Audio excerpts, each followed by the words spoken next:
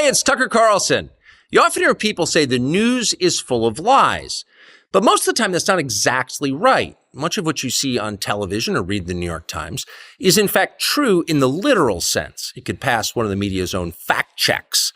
Lawyers would be willing to sign off on it. In fact, they may have. But that doesn't make it true. It's not true. At the most basic level, the news you consume is a lie of the stealthiest and most insidious kind. Facts have been withheld on purpose, along with proportion and perspective. You are being manipulated. How does that work? Let's see. If I tell you that a man has been unjustly arrested for armed robbery, that is not, strictly speaking, a lie. He may have been framed. At this point, there's been no trial, so no one can really say. But if I don't mention the fact that the same man has been arrested for the same crime 6 times before, am I really informing you? No, I'm not. I'm misleading you.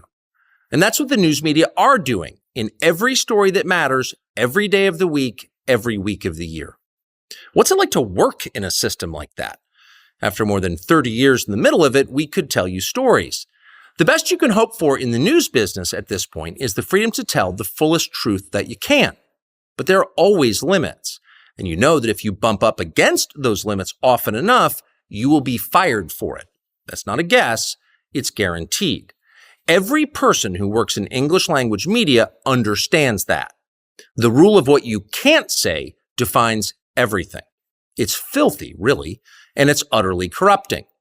You can't have a free society if people aren't allowed to say what they think is true. Speech is the fundamental prerequisite for democracy. That's why it's enshrined in the first of our constitutional amendments. Amazingly, as of tonight, there aren't many platforms left that allow free speech. The last big one remaining in the world, the only one, is Twitter, where we are now.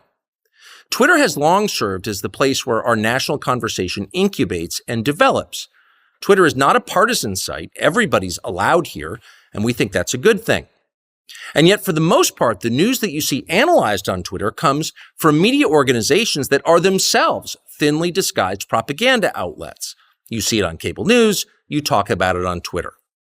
The result may feel like a debate, but actually the gatekeepers are still in charge.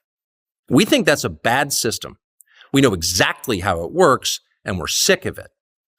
Starting soon, we'll be bringing a new version of the show we've been doing for the last 6.5 years to Twitter. We'll be bringing some other things too, which we'll tell you about. But for now, we're just grateful to be here. Free speech is the main right that you have. Without it, you have no others.